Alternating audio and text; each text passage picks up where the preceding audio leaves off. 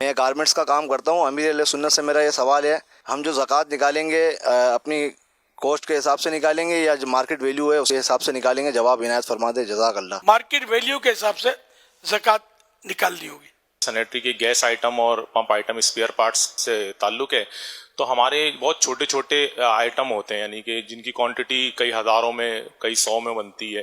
تو زکوٰۃ کے وقت پر جو ہے ان چیزوں کو ایک ایک چیز کو کاؤنٹ کرنا ضروری ہے, یا پھر ایک گمان کی بنیاد پر کہ زیادہ سے زیادہ اس پر جو ہے زکوٰۃ ادا کی جا سکتی ہے؟ محتاط صورت تو یہی ہے, ہونا بھی چاہیے کہ ایک ٹکا بھی زکوٰۃ کا اپنے ذمے رہے نہیں, سب کے سب ادا ہو جائے. تو صورت یہی ہے کہ جس طرح کلوزنگ میں بھی تو گنتی کرتے ہی ہیں نا, تو یوں مطلب یہ کہ اس کی ساری گنتی کر کے جو زکوٰۃ بنتی ہے وہ ادا کرے. اب احتیاطاً مزید زیادہ دے دے تو اچھی بات ہے, تاہم یہ کہ خیال جمع کرنا. جو آپ نے فرمایا نا کہ کلوزنگ کے اندر ایک ایک چیز کی یہ کاؤنٹنگ کرتے ہیں, تو لہذا اسی طریقے سے یہاں زکوٰۃ کے حوالے سے بھی انہیں یہ کاؤنٹنگ کرنا ہوگی, اور عام طور پہ ان کے پاس اس طرح کے حساب یہ موجود ہوتے ہیں. ہے تھوڑا مشکل کام لیکن ثواب ملے گا. اندازے میں تو یہ رقم کے معاملے تو ویسے بھی نفس بڑا شرارتی ہے, یہ مطلب کچھ نہ کچھ یہ ڈنڈی مار دے گا. اتنا لگتا ہے اتنا نہیں, اتنا نہیں ہوگا یار, بھائی اتنا ہوگا, یوں کر کے یہ پھنسا دے گا. میرا کام دھاگے کا ہے, تو ہمارا جو پیسہ مارکیٹ میں لگا ہوا ہے تو اس پہ زکوٰۃ بنتی ہے یا نہیں؟ زکوٰۃ تو اس پہ بنے گی ہی باہر صورت, یعنی جو آپ نے مارکیٹ میں دیا ہوا ہے, مانگتے ہیں لوگوں سے, تو زکوٰۃ تو اس کی دینا ہی پڑے گی آپ کو. اور عافیت بھی اسی میں ہے کہ جب سال پورا ہو رہا ہے تو اس رقم کو بھی آپ اپنے دیگر جو آپ کے پاس مال موجود ہے اس کے ساتھ شامل کر لیں.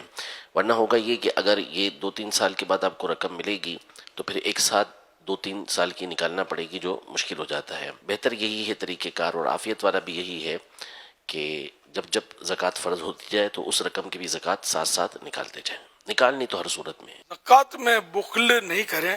بزرگوں کے واقعات پڑھیں آپ, تو بزرگوں کا تو یہ اس طرح کے قول میں نے پڑھے کہ شریعت نے بے شک 2.5% زکوٰۃ رکھی ہے, مگر ہماری زکوٰۃ 100% ہم بچا کے نہیں رکھتے, جو آیا رائے خدا میں دے دیا.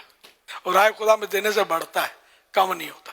بعض لوگ سخی ہوتے ہیں, سخی ہوتے ہیں ایسا دل کھول کے دے رہے ہوتے ہیں, کروڑوں روپے دیتے ہیں, بعض اربوں روپے دے دیتے ہیں, پھر ان کا مال کم ہی نہیں ہوتا, مالدار سے مالدار تر ہوتے چلے جاتے ہیں. رائے خدا میں دینے سے کترانا نہیں چاہیے, اور دیا بھی تو اسی رب نے. تو دو یار, خزانے کا منہ کھولو, غریبوں کے لیے, حقداروں کے لیے, مسکینوں کے لیے بہت خزانہ ہے.